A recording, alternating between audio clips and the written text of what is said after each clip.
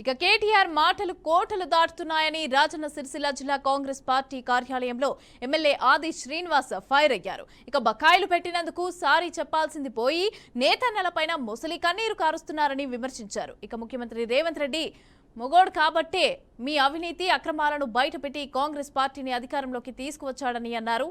తమ ప్రభుత్వం అధికారులు అలాగే మేధావుల సూచనలు తీసుకుంటూ నిర్ణయాలు తీసుకుంటుందని అన్నారు. నీకు సిద్ధేశ్వర 10 సంవత్సరాలలో వారు చేసినటువంటి అవినీతి అక్రమాల చిట్టా త్వరలో బయట పెట్టబోతున్నా ఒక మాట చెప్తున్నా. ఒకవేళ మీరు అంటున్నట్టుగా ఎలాంటి పొరపాటు జరిగినా వాళ్ళు వెళ్తా అంటారు కదా.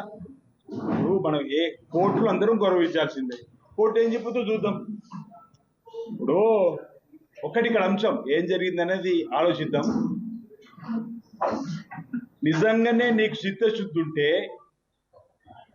నీ హయాంలో 50 రేషన్ డీలర్లు నియామక పద్ధతులు ఎందుకు చేపట్టకుండా ఉంచిన వాళ్ళని సమానం ఏం చెప్తావు?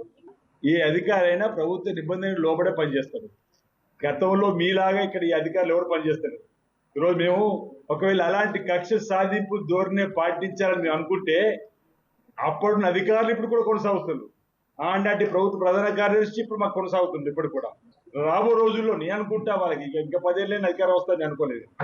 ఎందుకంటే 9 మాసాలే ప్రభుత్వం మీద ఇంకా అధికారం మాలో ఉందని భావనతో వాళ్ళు మాట్లాడుతున్న మాటలు ఆనాడుకి అవే మాటలు.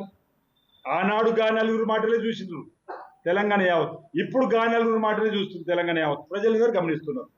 లాస్ట్కు మిగిలినది ఆ నలుగురితో ఉంటా అనేటువంటి మాట ప్రజలు అనుకుంటున్నారు. మీ సందర్భాన్ని పరిస్థితిని అప్పుల కుప్ప రాష్ట్రంగా మార్చిందని చెప్పి ప్రజలకు చెప్పి ప్రజా పరిపాలన అందిస్తూ ప్రతి నెల మొదటి తారీఖు